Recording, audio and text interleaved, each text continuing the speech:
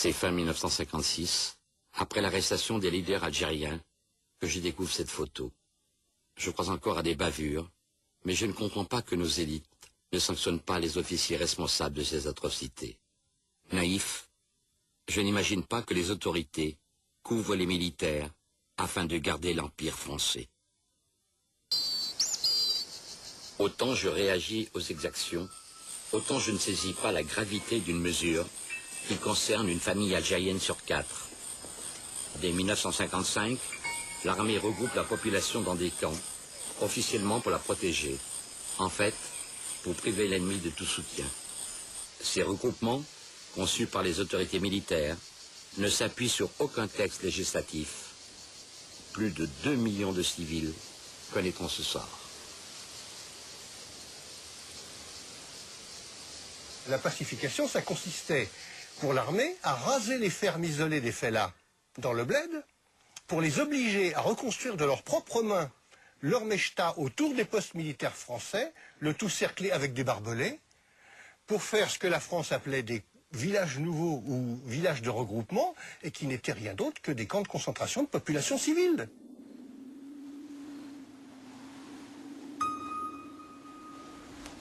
Et quand ces villages ont été faits, le commandant il a dit il faut que chacun ait sa carte nationale d'identité française.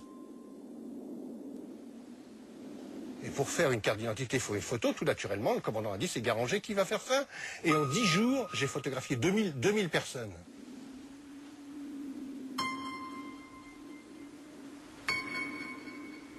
J'ai mis toutes ces photos sur le bureau du capitaine français. Il s'est mis à hurler. Venez voir comme elles sont laides. Venez voir ces macaques, on dirait des singes. Si la France butait Dufresne, comme elle le disait couramment, à tour de bras, et avec une telle facilité, c'est que ce n'étaient pas des êtres humains, c'était des bêtes.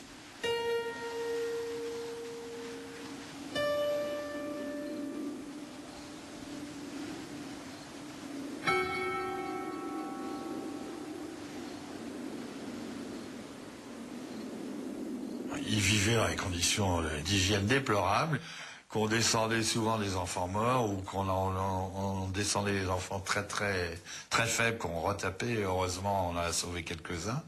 Mais les gens vivaient dans des conditions atroces, il n'y avait pas d'eau pour ainsi dire, ou très peu. Ils avaient des rations, mais en misérable.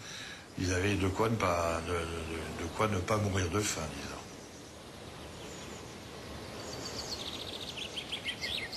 On accordait le droit aux Algériens d'aller travailler leurs champs 4 heures par jour, mais comme en général ces camps se trouvaient à des kilomètres de leurs champs, ils ne pouvaient pas y aller.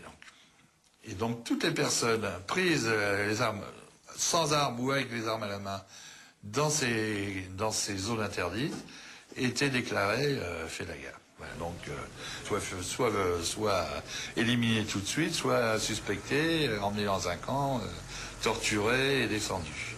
Et ça, on l'oublie complètement. Face aux horreurs vécues, des familles algériennes alertent directement les autorités françaises. 22 mai 55. Télégramme du député Ben Maled à Monsieur le Président du Conseil et à Monsieur le Gouverneur Général. Ému et indigné par exécution sommaire de 14 personnes désarmées, âgées de 40 à 65 ans, par troupes devant leur domicile, tous fellahs, à qui rien ne peut être reproché. 25 juin 55, lettre de veuve Slimani à M. Wegner, député à Paris. Sous les yeux de nos employés et de nos voisins, mon fils a été soumis à d'affreuses tortures, coups, électricité. Le mardi 21, mon frère Kebil Ali a retiré du puits le cadavre de mon fils. Juillet 55, lettre de M. Benjeloul. Des douars et des mechtas ont été incendiés, des femmes violées, des chefs de famille froidement abattus parce qu'ils protestaient.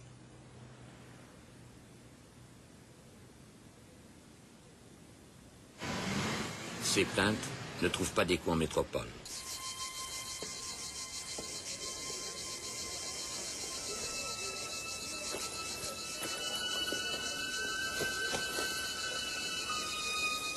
Non seulement la France reste sourde à l'ONU, Mais elle réintroduit un décret abrogé à la libération de Paris par de Gaulle, la responsabilité collective.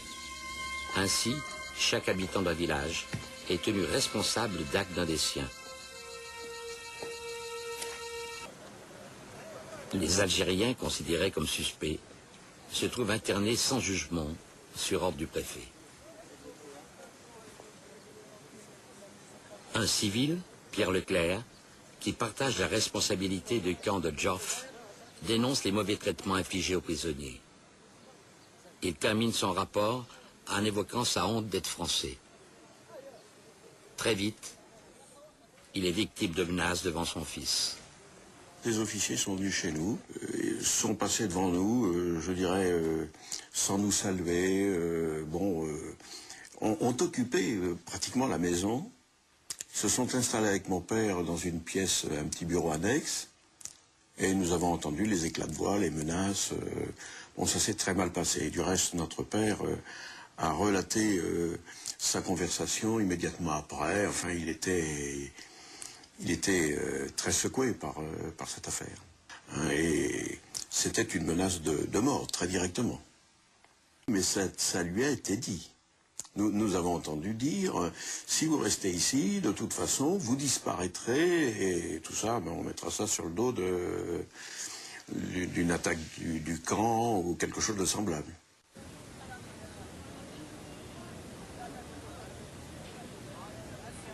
Avant d'être incarcérés dans un camp d'internement, les suspects se rassemblaient dans des centres de triage et de transit, qui permettent à l'armée de mener des interrogatoires en toute quiétude. Nous sommes partis en Algérie avec les consignes que l'on entendait politiques de maintien de l'ordre, de pacification, c'était le terme le plus souvent employé, c'était la contradiction totale.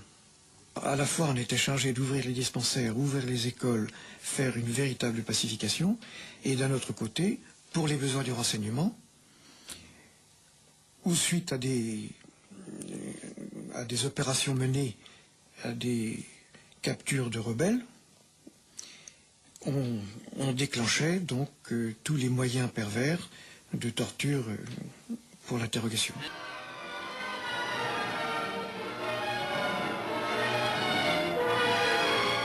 Et la nuit, on entendait les hurlements de ces gens. Et donc récupérer le matin les enfants alors qu'ils avaient entendu dans le camp les hurlements de leur peut-être père, ou amis, c'était quand même pas très évident. Stanislas Hutin, fils d'un journaliste, prit de nombreuses photos de ses élèves, et entre autres, du petit Boutout. Il y a un gosse de 14 ans, par exemple, qui avait été pris lors d'une embuscade, je raconte ça dans mon journal, le petit Boutout, qui lui a été également passé à la magnéto. Je l'ai entendu la nuit, j'ai cru d'ailleurs au départ que c'était des cris de chacal, et je n'arrivais pas à penser et à concevoir que c'était le gosse que l'on torture. Comme il y avait d'autres prisonniers, je pensais que c'était les autres. Et c'est le matin que j'ai appris que c'était bien lui, le gamin, qui avait été passé à la magnéto. Je crois qu'il a fallu malheureusement attendre près de 40 ans pour qu'il y ait des aveux, je dirais, de personnalité. Tant est qu'on puisse être une personnalité quand on pratique des choses comme celle-là.